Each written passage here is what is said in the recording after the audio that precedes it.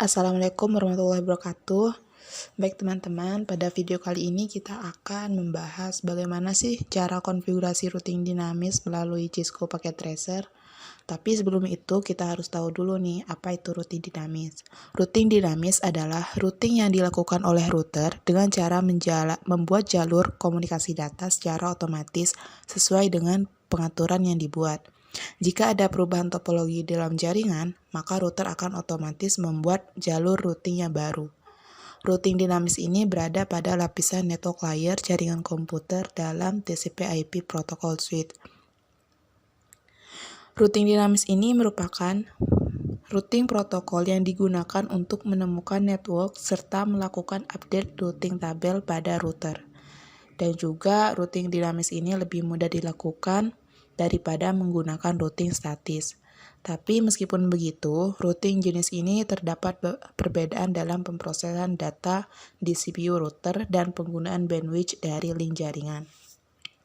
Selanjutnya, apa aja sih keuntungan dan kerugian dari routing dinamis? Kita bahas keuntungannya dulu ya. Yang pertama ada jika terdapat penambahan suatu network baru, maka semua router tidak perlu mengkonfigurasinya, hanya router-router yang berkaitan yang akan mengkonfigurasi ulang. Terus, tidak perlu mengetahui semua alamat network yang ada. Dan juga hanya mengenalkan alamat yang terhubung langsung dengan routernya atau jaringan yang berada di bawah kendali router tersebut.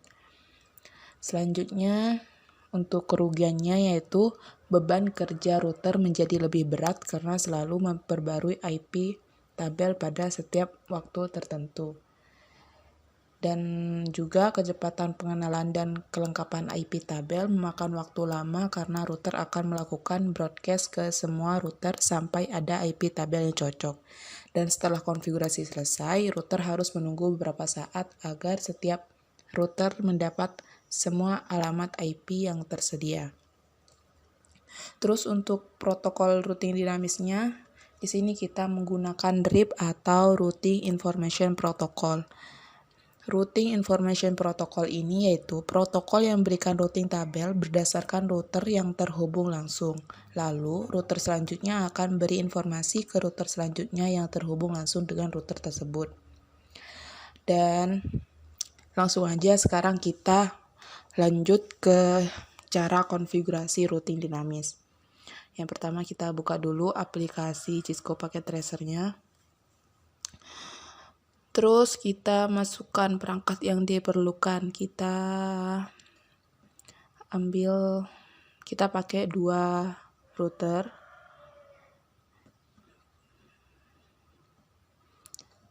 Setelah itu kita pasang switch.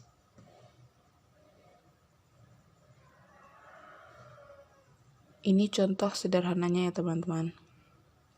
Dan kita kasih 2 PC pada setiap routernya.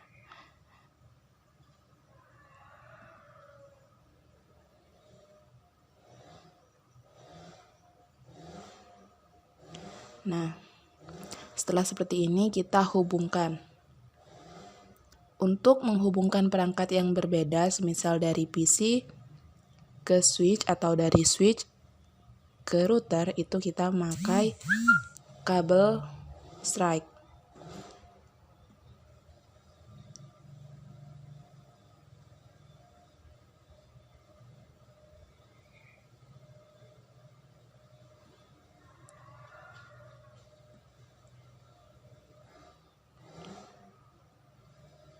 Terus kita hubungkan semua sampai selesai.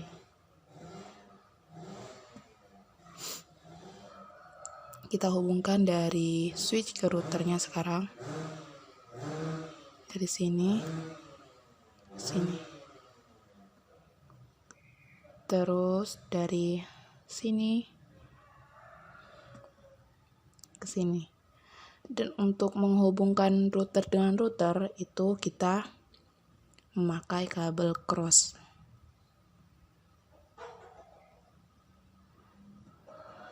Seperti ini teman-teman.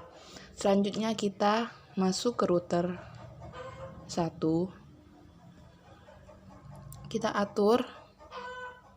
Tapi sebelum itu biar terlihat portnya, arah-arah portnya, kita masuk ke option, kita centang yang ini. Kemudian change. Oke. Nah, maka port-portnya ini sudah terlihat. Selanjutnya kita masuk lagi ke sini, ke router. Kita lihat arah port yang ke switch. Ini fast Ethernet 0/0, berarti ini. Ini kita kasih IP 192.168.2.1. Kita on kan. Terus kita masuk ke router selanjutnya. Di router selanjutnya kita kasih IP juga. Kita lihat dulu port yang terhubung ke switch itu fast Ethernet 0/0. Kita atur IP-nya 192.168.3.1. Nah, kita on kan dulu. Seperti ini guys. Setelah ini untuk jalur dari router ke router. Ini kenapa masih merah? Karena kita belum menghubungkannya. Kita kasih IP sesuai sama port jalur router ke router. Di sini fast Ethernet 0, fast Ethernet 1/0, dan di sini juga fast Ethernet 1/0. Sekarang kita atur ini yang router 1. Kita kasih IP 10.10.10.1. Lalu di on kan juga. Selanjutnya masuk ke router yang kedua. Di router yang kedua kita atur alamat IP-nya ini sama, cuman kita bedain di belakangnya. Kita kasih 2. Nah, seperti ini. Ini semua sudah terhubung. Selanjutnya kita akan mengatur IP pada setiap PC-nya. Pada PC di jaringan ini, di router 1 itu memiliki IP 192.168.2.1. Dan untuk di sini kita ngikutin, hanya saja kita bedakan di hostnya 2.2. Nah, seperti ini. Lakukan hal yang sama pada PC selanjutnya. Ke desktop, IP configuration 192.168.2.3. Masukkan dulu default gateway-nya 268.2.1. Nah, kita lanjut ke PC di jaringan 2. Masuk. Di sini tadi pada jaringan ini kita mempunyai IP 192.168.3.1. Jadi untuk IP address-nya kita kasih 192.168.3.2. Nah, sudah. Sekarang PC yang terakhir.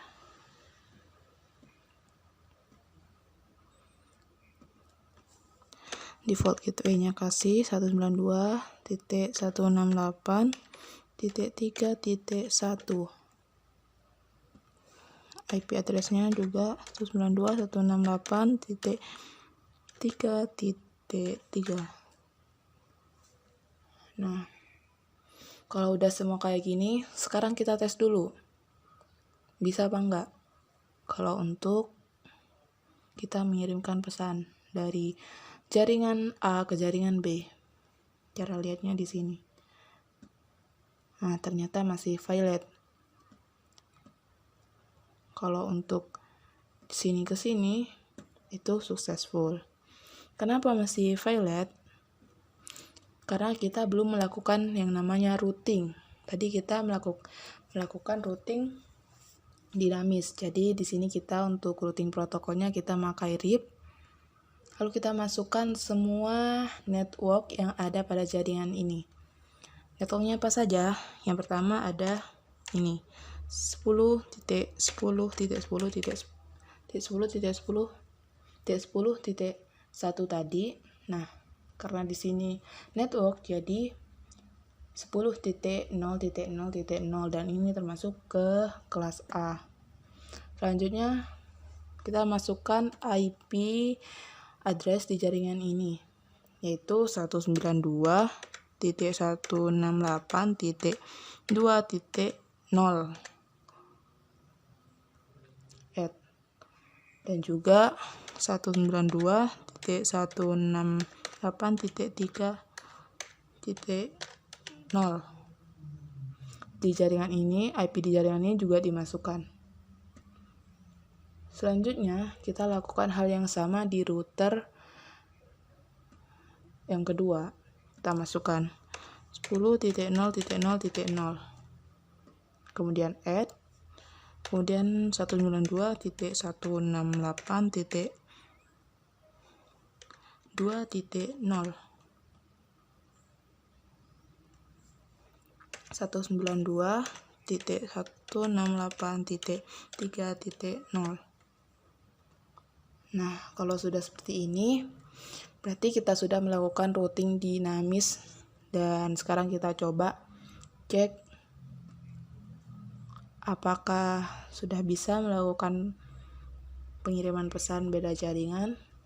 Nah, kita coba sekali lagi. Nah, successful. Cara yang kedua untuk melihat apakah dua jaringan ini sudah terhubung atau belum, kita ping lewat command prompt. Misal kita ping dari PC ini ke PC ini. Kita harus tahu dulu berapa IP di PC ini. Ping 192.168.3.2, kemudian enter. Nah, jika sudah muncul tampilan seperti ini, berarti routing dinamisnya sudah berjalan dengan lancar dan sukses. Terima kasih.